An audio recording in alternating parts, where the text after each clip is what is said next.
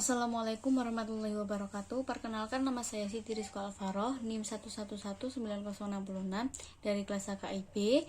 Dalam video kali ini saya buat guna memenuhi tugas psikologi keluarga tentang potret keluarga.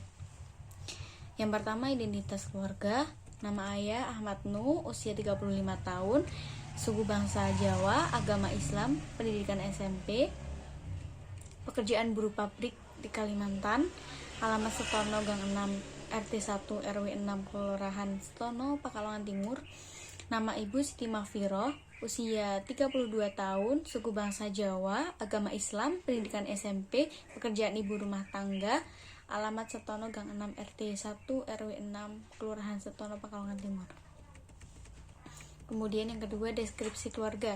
Keluarga Pak Nuh ini menempati sebuah rumah yang terletak di sebuah gang di dalam perkampungan. Bangunan rumahnya terbuat dari tembok yang semua sisinya sudah dicat, namun kecuali bagian kamar mandi. Bagian dalam rumah terdiri dari ruang tamu, ruang keluarga, 2 kamar tidur, dapur, dan kamar mandi yang terletak di dalam rumah. Pak Nuh yang bekerja sebagai buruh pabrik dan Ibu Mahfiroh sebagai ibu rumah tangga.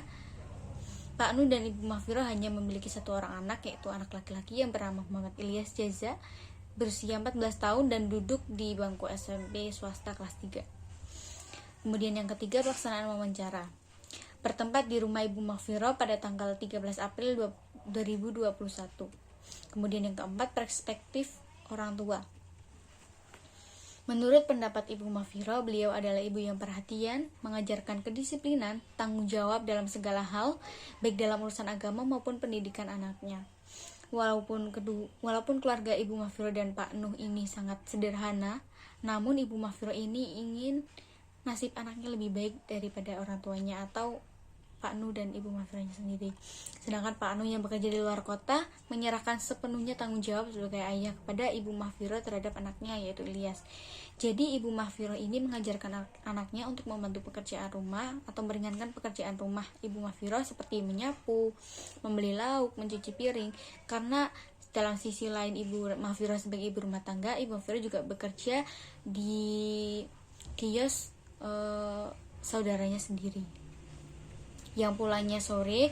Kemudian Ilyas di rumahnya sendiri, jadi Ilyas diajarkan untuk membantu atau meringankan pekerjaan rumah. Kemudian yang kelima, yaitu perspektif anak. Ilyas adalah anak yang penurut dan suka membantu ibunya di rumah. Sesuai yang dikatakan Ibu Mahfiroh, Ilyas mengatakan ibunya sangat perhatian baik dalam urusan agama maupun pendidikan anaknya. Mengajarkan mandiri sejak kecil, Ilyas cenderung lebih dekat dengan ibunya daripada ayahnya, karena ayahnya bekerja di luar kota sejak Ilyas masih duduk di bangku SD, lebih tepatnya SD kelas 5. Walaupun begitu, ayahnya masih menafkahi. Walaupun jarang bertemu ayahnya, kadang dia ingin bersama, namun karena ayahnya bekerja di luar kota, ini tidak bisa bersama seperti layaknya anak-anak seusianya yang selalu didampingi oleh ayahnya.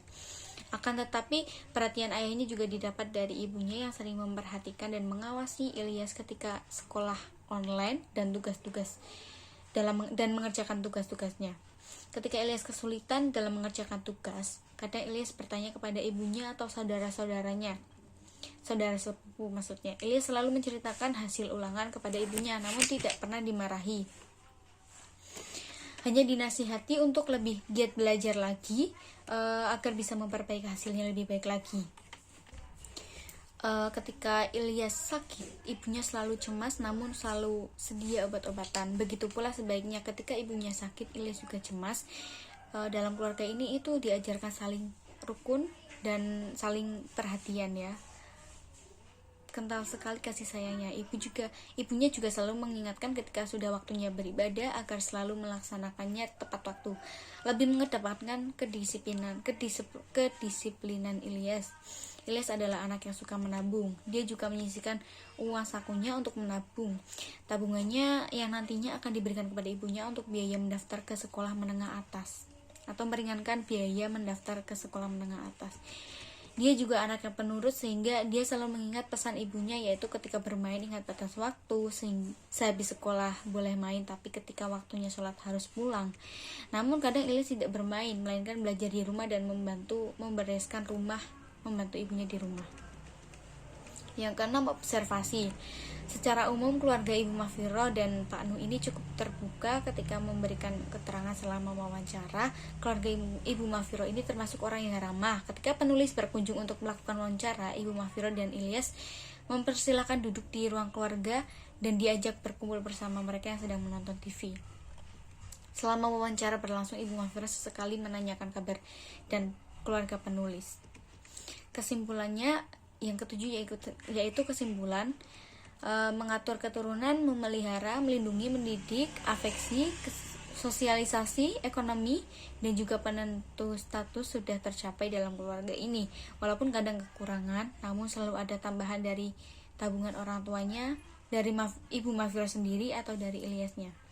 Metode yang dipakai dalam menyampaikan sosialisasi sudah sesuai. Ibu Mahfiroh yang lemah lembut dalam mendidik anak, tidak pernah memarahi, melainkan hanya memberikan evaluasi dan motivasi kepada anaknya agar lebih disiplin dan bertanggung jawab dalam segala hal, serta mengetahui kewajiban dan haknya sebagai anak.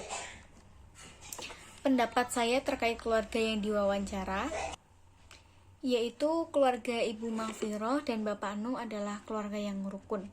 Walaupun ayahnya bekerja di luar kota, namun perhatian Ibu Mahfiroh yang luar biasa terhadap anaknya bisa dari mengajarkan kedisiplinan, bertanggung jawab baik dari urusan agama maupun pendidikan anaknya. Karena zaman sekarang jarang sekali ditemukan orang yang mengajarkan hal seperti itu.